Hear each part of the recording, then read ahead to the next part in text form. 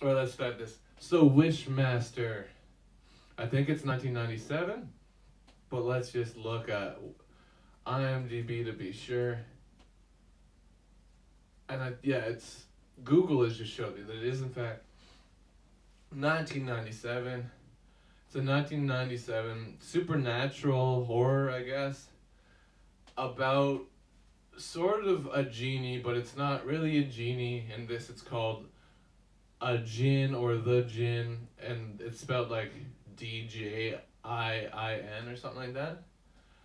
And they're like genies, but if you couldn't guess, they're a little more sinister than the traditional sense of what a genie is. So in this, the jinn are evil and they want to rule the world. They were created um, after Earth or before. I forget when they were created, but that's how the movie sort of starts with narration and text explaining what the jinn are. But basically, they're like genies but evil, and you can wish something, and it'll come true, but in a not so happy way.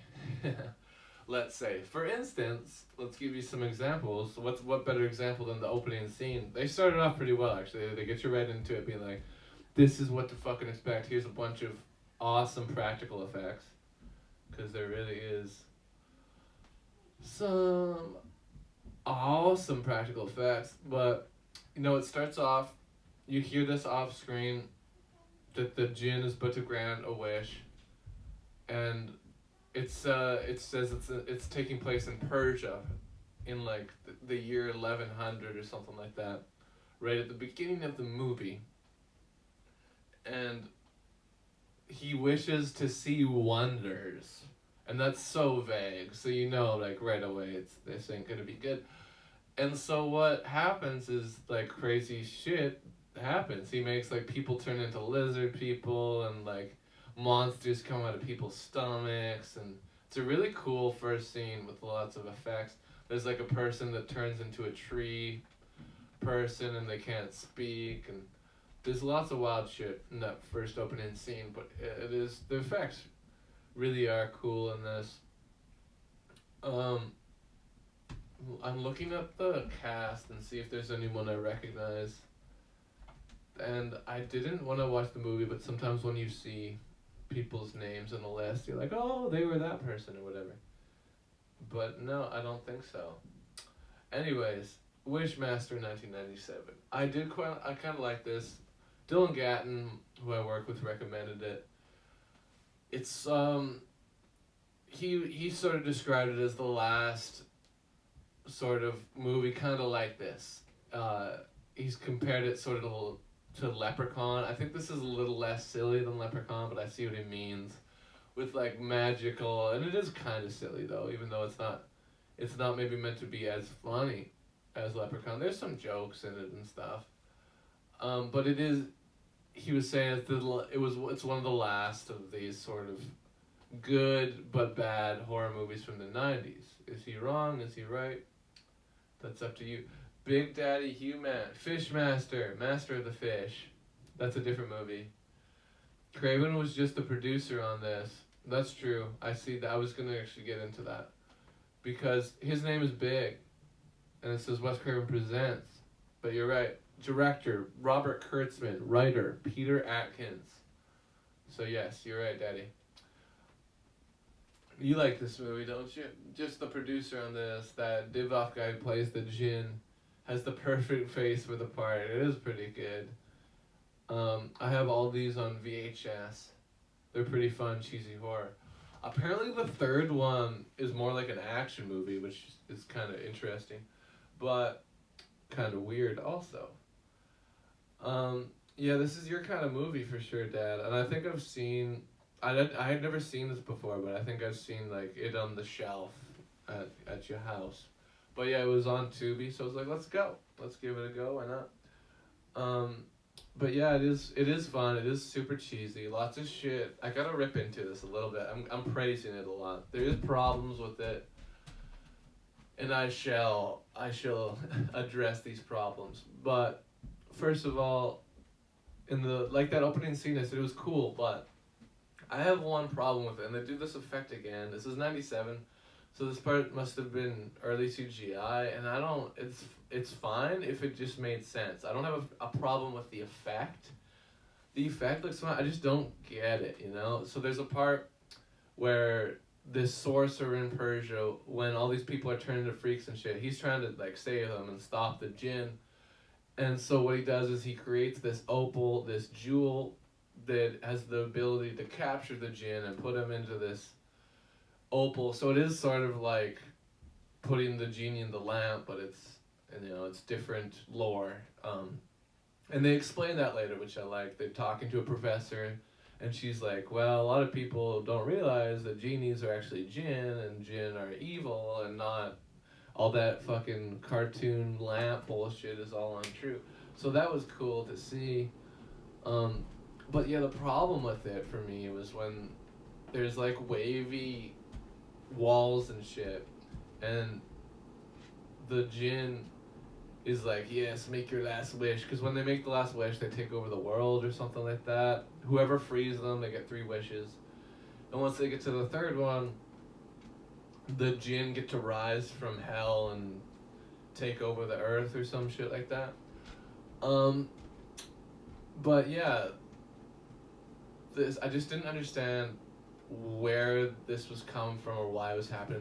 The walls start like waving all of a sudden and shit. I don't, like, I guess it looks kind of cool, but I didn't really get it. It didn't make sense to me. But hey, that's okay. It's sort of a minor nitpick. It happens again at the end too, so it must have had some relevance, but still, it was weird to me. And with all this kind of shit, you could just be like, oh well, it's, you know, it's a magic thing. You can just sort of say, oh, it's magic, and whatever. But hey, I gotta keep talking about shit that I like about it. But some people, I was talking to somebody at work with it about this movie, and they were just shitting on it hard, and I was defending it.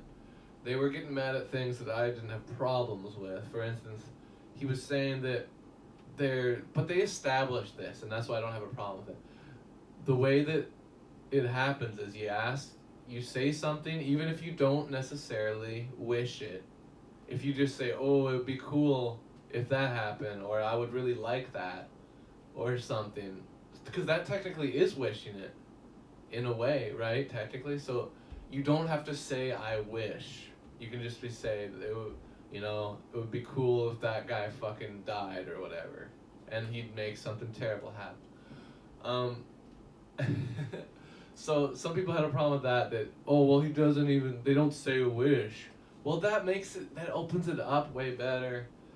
And I don't know. You can really just sort of take it up to magic. Another problem he had with it, and I get it, he had these jinn, they have to obey the wishes in some form, even if they use the magic to do some wacky shit. And evil shit, obviously, is what I mean by that. But yeah, the jinn takes, by the way, this is the whole other thing. He looks weird. He looks like a fucking creature. So he takes some people's faces and puts them on his face, and then he magically like turns into them. And that's, you know, I have no problem with that. I think it's cool. But there's a scene, and again, I don't even have a problem with this scene, but I want to talk about it because someone else did. I want to explain why I think it's okay. He's trying to get into this room that's guarded by a security guard, and the security guard's like, you know, I'm not going to let you in. You don't have an appointment.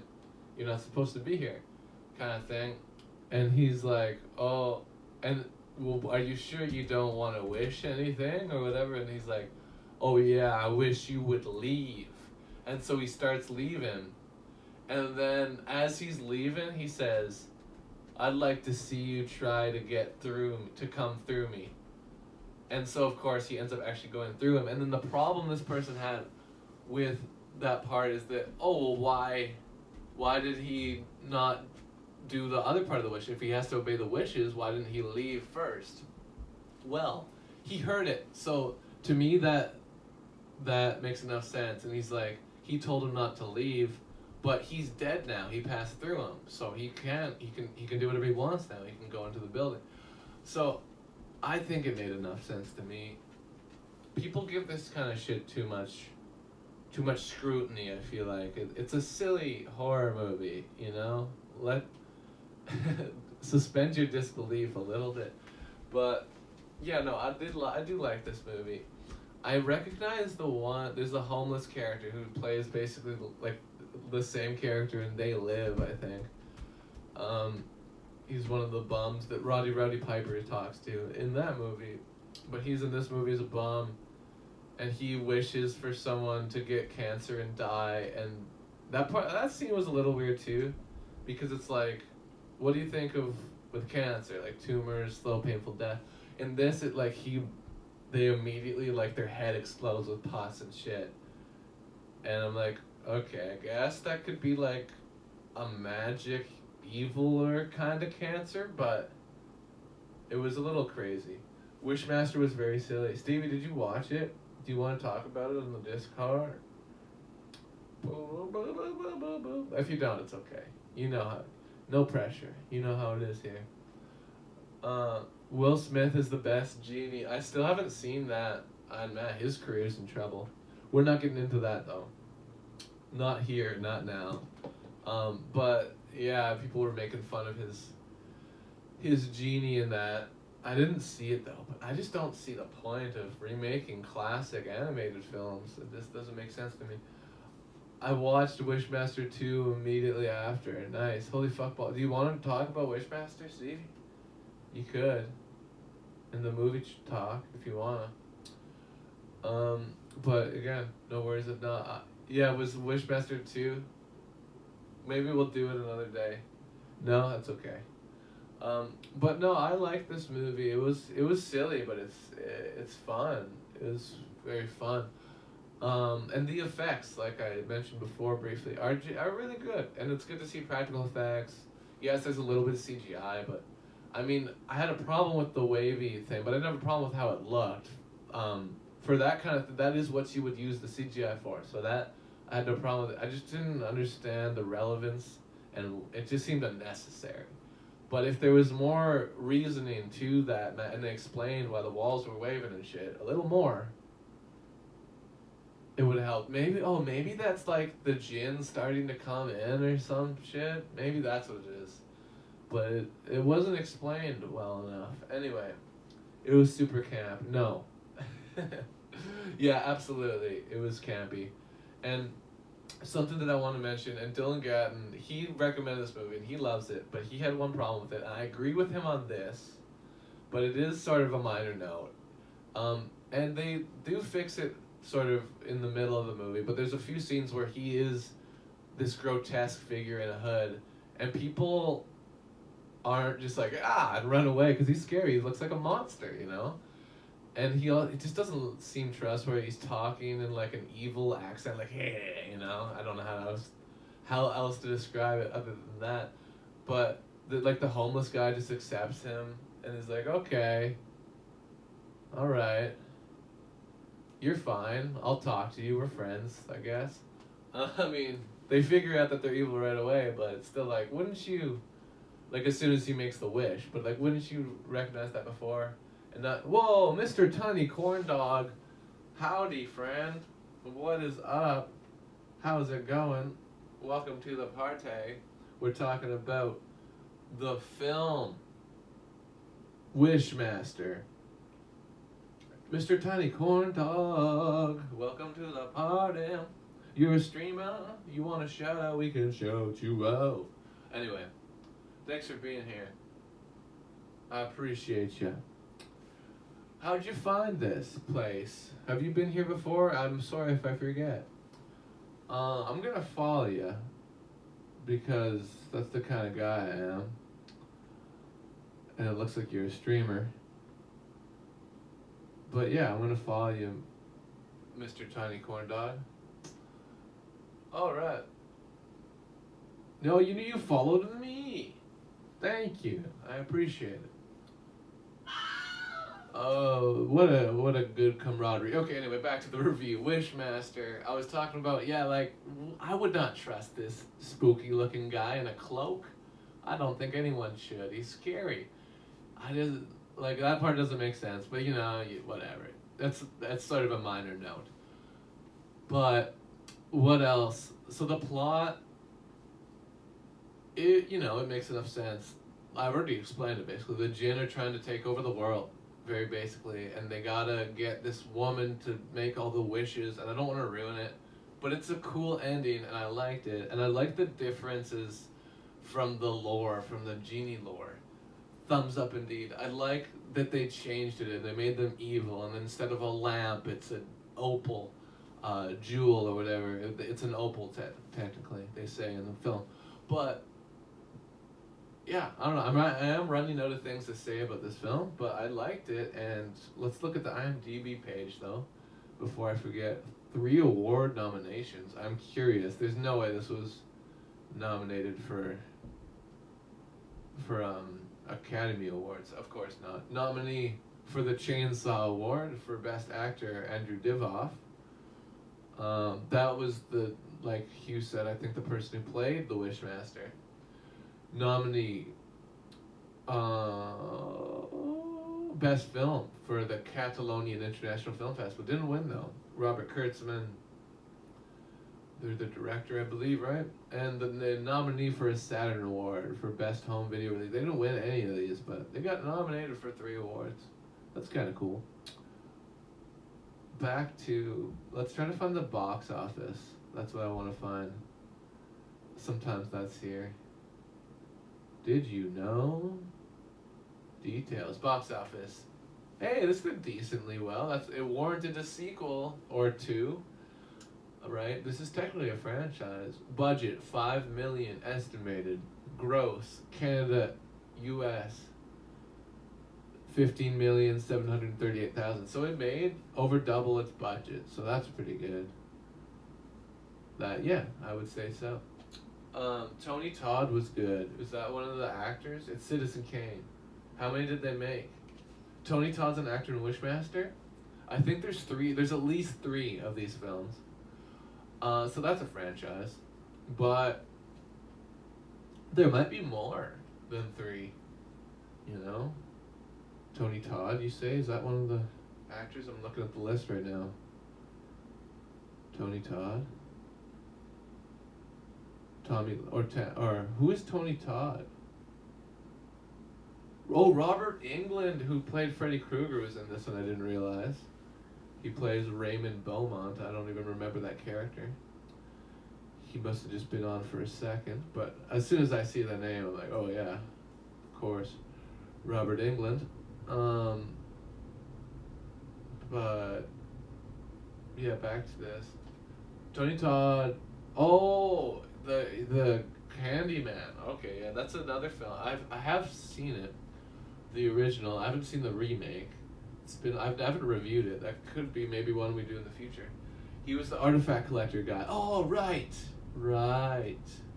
That is absolutely correct. Because, oh yeah, that makes me that reminds me of something that I want to mention that was really funny in this movie. So the whole movie starts off, sort of, anyway. There's some, like I said, there's the opening sequence I described already, but the plot really starts kicking in with this rich millionaire. He's buying this sculpture that we assume is from Persia, and it has the opal with the djinn in it, and there's a crane operator who's really drunk, and it's so fucking funny. He drops the crate on the thing. Some of the acting isn't great in this, but like it's a B movie, and like the main actors are pretty good. To be fair, just some of the side actors are a little wooden, but that's to be expected. But there's a guy who takes the opal and he sells it to Robert Englund, and then Robert Englund sells it to the company where the main character works, and it all comes full circle. But and I hope this isn't spoiling anything, but there's a point, and I'm gonna try to say this without spoiling anything, because it was just a funny part. There's a character that I just described, the crane operator, who was drunk and dropped the statue and it fell on a guy. He was drunk, but then they show him not drunk later, and just the contrast of the performances are so funny, because he's like sort of overdoing the drunkenness thing, and he's also overdoing the soberness thing. So when he's drunk, he's like, oh, yeah, fuck you, and shit like that. And then when he's sober, he's like, you got it, mister, or something like that. It was very funny. That part made me laugh out loud. Is the Wishmaster in prison in the first movie? Sort of. He's in the Opal. The Opal is his prison. And then he gets out, and then, I don't want to ruin what happens later, but I try not to ruin the outcomes of the films. But yeah, Tony Todd. Oh wait, is Tony Todd in this movie though too? He's not, is it? Oh, then, but if Tony Todd he's the Candyman. I'm familiar with the Candyman. But anyway, thanks folks for being here. No, actually in prison. Oh, like, what? I don't think so. I don't get it. The first movie is like just in the city, and there's the first sequence in Persia. It's probably the second one maybe, or the third one perhaps. Yeah, I don't know. But yeah, thanks for watching, folks. Mr. Tiny Corn Dog, everybody who's here, thank you so much. I love ya. And we've only just begun, and by that I mean we're done this review.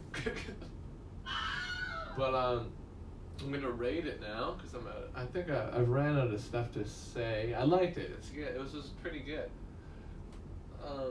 I'm gonna give it a rating though. Let's put on a beat while I do this. This is Dark Horse number 2 from Turn Up Music SK. Alright, Wishmaster.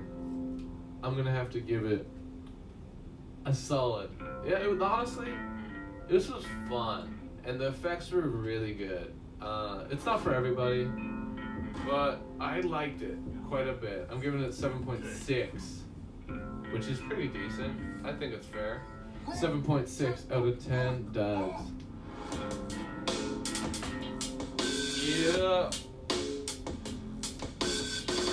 Like I said, effects are fantastic. Fun, cheesy, 90s horror. There's some things that don't make sense, but that's okay. You can suspend your disbelief, I think. Recommended it for people who like this kind of thing anyway. If you know you don't like this thing, I think you know. Wishmaster, 7.6 out of 10 dogs.